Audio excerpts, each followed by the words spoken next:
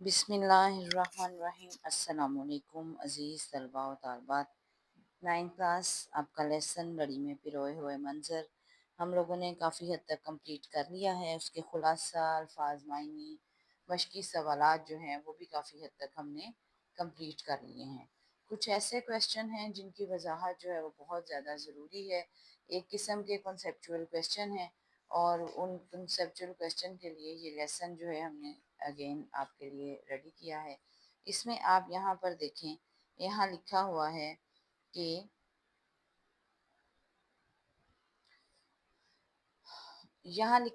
کہ اس درے کے اوپر پہاڑی کی چوٹی پر نکلسن کی لاٹ میلوں سے دور سے نظر آتی ہے۔ اب اس کی وضاحت بہت ضروری ہے۔ نکلسن کی لاٹ کیا ہوتی ہے اس کے بارے میں ہم لوگ جو ہیں وہ پڑھیں گے کہ نکلسن جو تھے وہ کون تھے اور ان کی لاٹ کے بارے میں کیا مشہور ہے۔ تو سب سے پہلے ہم لوگ دیکھیں گے کہ یہ ہے سبق نمبر 8 اور نام ہے لڑی میں پروئے ہوئے منظر۔ رضا علی آپی نے تحریر کیا ہے اور یہ ایک سفر نامہ ہے۔ تو اس کا یہ ہم مشقی سوال کریں گے۔ ایک قسم کا یہ کنسیپچول کویشچن بھی ہے کہ نکلسن کی لاٹ سے کیا مراد ہے۔ نکلسن سے مراد جنرل سر جان نکلسن ہیں، انگریز جنرل تھے۔ جنرل نکلسن 1857 میں پشاور سے فوجیوں کا لشکر لے کر دہلی پہنچے۔ جنگ تو مسلمانوں کے خلاف ہی تھی ان کی، تو لیکن اپنا یہ لشکر لے کر پشاور سے دہلی پہنچے، مگر وہاں اچانک گولی لگنے سے انتقال کر گئے۔ تو ان کی یاد میں ایک یادگاری مینار دہلی میں بنایا گیا جسے نکلسن کی لاٹ کہا جاتا ہے۔ یعنی کہ دہلی میں جہاں انہیں گولی لگی تھی وہاں پر ہی ایک بڑا مینار ستون بنایا گیا ہے، اس کو نکلسن کی لاٹ کہتے ہیں۔ نکلسن ان کے نام کا نام ہے اور لاٹ کے معنی ہے ستون یا ٹاور۔ تو وہ ستون یا ٹاور جو ہے اس کو نکلسن کی لاٹ کہا جاتا ہے، جس کے لیے لڑی میں پروئے ہوئے منظر میں مصنف نے کہا کہ اگر پہاڑی پر کھڑے ہو کر دیکھیں تو نکلسن کی لاٹ جو ہے وہ دور سے نظر آتی ہے۔ اس طرح سے یہ آپ کا یہ والا کویشچن جو ہے یہ کمپلیٹ ہوتا ہے۔ اس کے علاوہ ایک کویشچن جو ہے یہ بہت ہی زیادہ امپورٹنٹ ہے، یہ آپ کے ہیں متشابہ الفاظ۔ یہاں پہ آپ کو نظر آ رہا ہوگا متشابہ الفاظ۔ تو متشابہ الفاظ جو ہیں وہ کون سے الفاظ ہوتے ہیں؟ متشابہ الفاظ سے مراد وہ الفاظ جو آواز یا شکل و صورت کے لحاظ سے ایک دوسرے سے مشابہت رکھتے ہیں لیکن اعراب، املا یا معنی کے لحاظ سے ایک دوسرے سے مختلف ہوتے ہیں۔ یہاں پر آپ کو نظر آ رہا ہوگا الف، بے اور جیم، یہ انہوں نے ان کی 3 اقسام بیان کی ہیں۔ تینوں اقسام جو ہیں مشابہ الفاظ کی مختلف ہیں، تو اس کو آج ہم پڑھیں گے کہ انہوں نے کون سی اقسام جو ہیں یہاں پر پیش کی ہیں۔ تو سب سے پہلے ہم متشابہ الفاظ جو ہے اس کی ڈیفینیشن پڑھیں گے۔ متشابہ الفاظ کی ڈیفینیشن جو ہے وہ ہم جو ہے اس وقت پڑھنے لگے ہیں کہ متشابہ الفاظ جو ہیں وہ کیا ہوتے ہیں۔ متشابہ الفاظ سے مراد وہ الفاظ ہیں جو آواز یا شکل و صورت کے لحاظ سے تو ایک دوسرے سے مشابہت رکھتے ہیں لیکن اعراب، املا یا معنی کے لحاظ سے ایک دوسرے سے مختلف ہوتے ہیں۔ تو اب ہم اس کی پہلی قسم جو ہے یہ پڑھنے لگے ہیں۔ پہلی قسم ہے کہ وہ الفاظ جن کا املا ایک جیسا ہو۔ املا اس کو کہتے ہیں، لکھنے کا جو طریقہ ہے، جو لکھے ہوئے الفاظ ہیں ان کو املا بولتے ہیں، لیکن معنی کے اعتبار سے مختلف ہوں۔ یہ دیکھیں، یہ ان کا املا ایک جیسا، یہ بھی لفظ ادا ہے، یہ بھی لفظ ادا ہے، لیکن ان کے معنی جو ہیں وہ مختلف ہیں۔ تو یہی اس کو انہوں نے ظاہر کیا ہے، معنی کے اعتبار سے مختلف ہوں تو وہ الفاظ جو ہیں متشابہ الفاظ کہلاتے ہیں۔ اب اس میں انہوں نے جو متشابہ الفاظ دیے ہیں وہ ہم 1 بائی 1 پڑھیں گے۔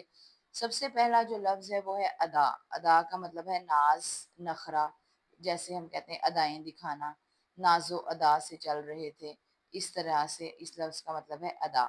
دوسرا ہے ادا۔ ادا کا مطلب ہے طریقہ، جیسے نماز ادا کرنے کا صحیح طریقہ کیا ہے، اس طریقے سے ادا میں آ جائے گا۔ اس کے علاوہ اگلا جو لفظ ہے وہ ہے بار۔ بار کہتے ہیں بوجھ کو، بوجھ اٹھانے والے جانوروں کو کہا جاتا ہے بار برداری جانور، یعنی بوجھ اٹھانے والے جانور۔ اور دوسرا بار کا مطلب ہے جو ہم بار بار بولتے ہیں کہ کئی دفعہ آپ کو کہا گیا ہے، بار بار کہا گیا ہے، تو وہ کئی دفعہ کو بار کا مطلب ہے کئی دفعہ۔ اس کے بعد ہے عرض اور عرض۔ ایک عرض کا مطلب ہے گزارش اور ایک عرض کا مطلب ہے چوڑائی. یہ والا عرض ہم درخواست میں استعمال کرتے ہیں، اور یہ والا عرض جو ہے یہ ہم کہتے ہیں کسی بھی چیز کی طول اور کسی بھی چیز کا طول اور عرض کتنا ہے، لمبائی اور چوڑائی کتنی ہے، تو یہ عرض وہاں پہ استعمال ہوتا ہے. اس کے علاوہ آگے آپ دیکھیں یہاں پر آ جائے گا کل اور کل. یہ کل ہی ہے، کل مشین کے کسی پرزے کو کہا جاتا ہے، اور اس کے علاوہ کل سے مراد آنے والا یا گزرا ہوا دن جو ہے اس کو بھی کل بولا جاتا ہے. اس کے بعد اگلا جو لفظ ہے وہ ہے آب. آب کا ایک معنی ہوتا ہے پانی، جیسے ہم کہتے ہیں آب زمزم، اور آب کا ایک مطلب ہے چمک، جیسے ہم کہیں کہ بارشوں سے آئینے کی آب جاتی رہی، یعنی کہ بارشوں سے آئینے کی چمک جاتی رہی. اس کے بعد دور اور دور. ایک دور کا مطلب ہے زمانہ، اور ایک دور کا مطلب ہے گردش، گردش کرنا، گھومنا، اس کو بھی دور بولا جاتا ہے. اس کے علاوہ اگلا جو لفظ ہے وہ ہے رقم اور رقم. ایک رقم کا مطلب تو ہو گیا پیسہ اور روپیہ، اور ایک رقم کا مطلب ہوتا ہے لکھنا، جیسے ہم محاورتاً کہتے ہیں نا تاریخ رقم کرنا، یعنی کہ تاریخ لکھنا، ہسٹری سبجیکٹ لکھنا. تو اس طریقے سے یہ والے جو الفاظ تھے ان کا املا تو ایک جیسا تھا لیکن معنی کے اعتبار سے مختلف تھے، تو ان کو متشابہ الفاظ کہا جاتا ہے. اب ہم متشابہ الفاظ کی دوسری قسم پڑھیں گے. یہ نمبر 2 پوائنٹ ہے. وہ الفاظ جن کا املا تو ایک جیسا ہے لیکن اعراب کی تبدیلی سے معنی میں فرق پڑتا ہے. اب املا دیکھیں، یہ بھی دال اور رے در ہے، یہ بھی دال اور رے در ہے، لیکن یہاں زبر ہے، یہاں پیش ہے، تو اس سے کیا ہوا، اعراب کی تبدیلی سے فرق ہو گیا. در اور یہاں پہ پیش ہے در، تو در اور در دونوں مختلف لفظ ہو گئے، تو لکھنے میں ایک جیسے ہیں، صرف اعراب کی وجہ سے مختلف ہو گئے، تو ان کو بھی متشابہ الفاظ کہا جاتا ہے.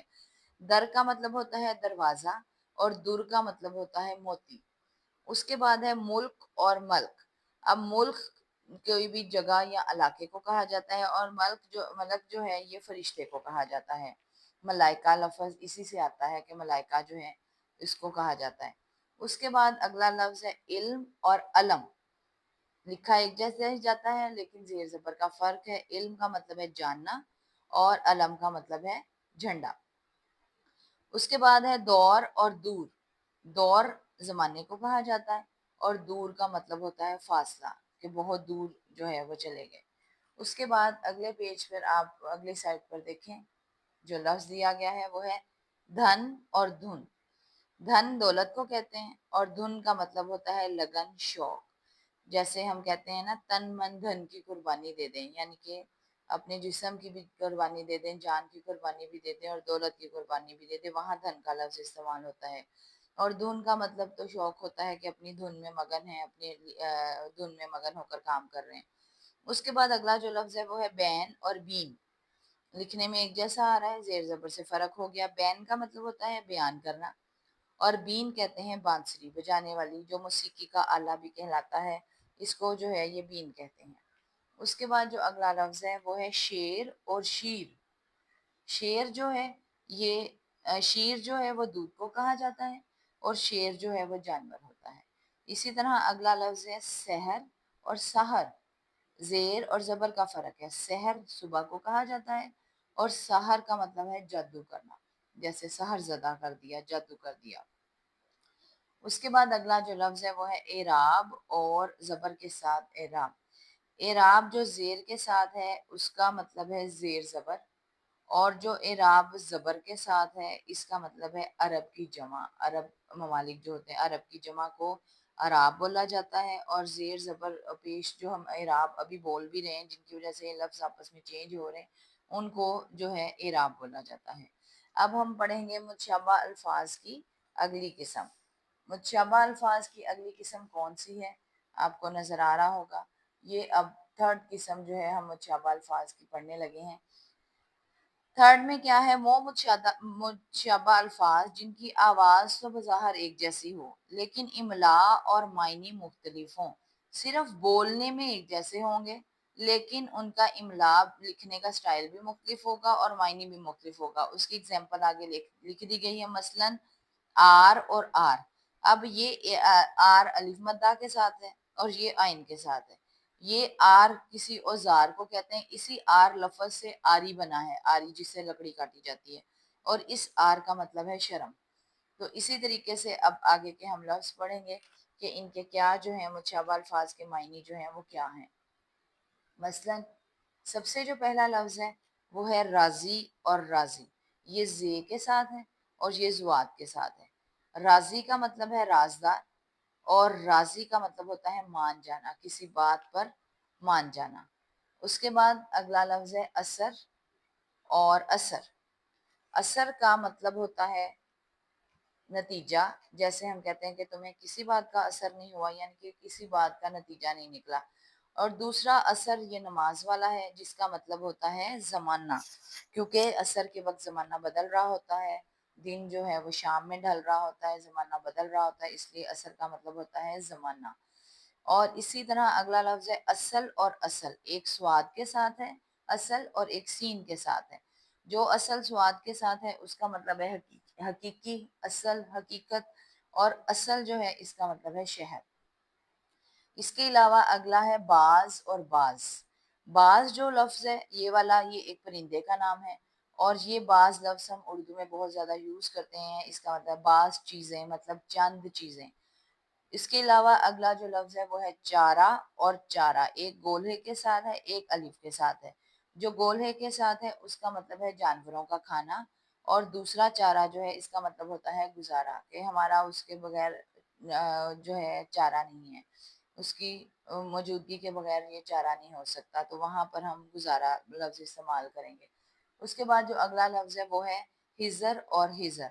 ہزر کا ایک مطلب ہوتا ہے قیام، اور اس ہزر کا جو زال کے ساتھ ہے اس کا مطلب ہوتا ہے پرہیز۔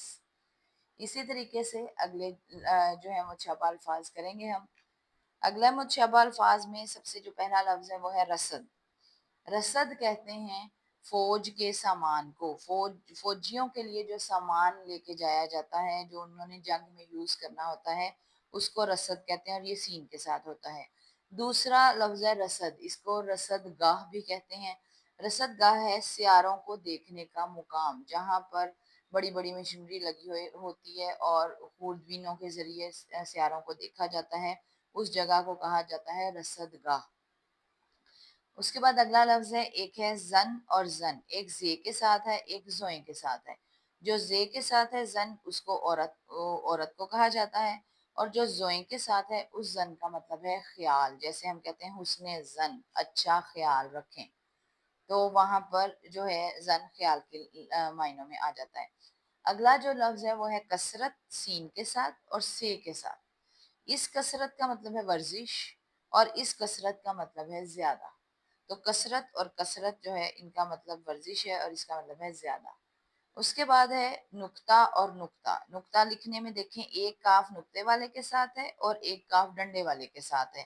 تو جو کاف نقطے والے کے ساتھ ہے اس کا مطلب ہے صفر یا بندی۔ یہ جو نقطے ہم نے لگائے ہوئے ہیں نا، اسی کو کہا جاتا ہے نقطہ یا بندی، یہ صفر ان کو کہا جائے گا۔ اور دوسرا نقطہ جو ہم کہتے ہیں کہ تمہیں اس سوال کا نقطہ سمجھ نہیں آیا، نقطہ سمجھ آنے کا مطلب ہے باریک بات تمہیں سمجھ نہیں آئی، تو وہاں پر یہ نقطہ یہ والا استعمال ہوتا ہے۔ اور نقطہ چینی جب ہم لفظ بولتے ہیں کسی پر نقطہ چینی کرنا، تو وہاں پر بھی یہ والا نقطہ استعمال ہوتا ہے۔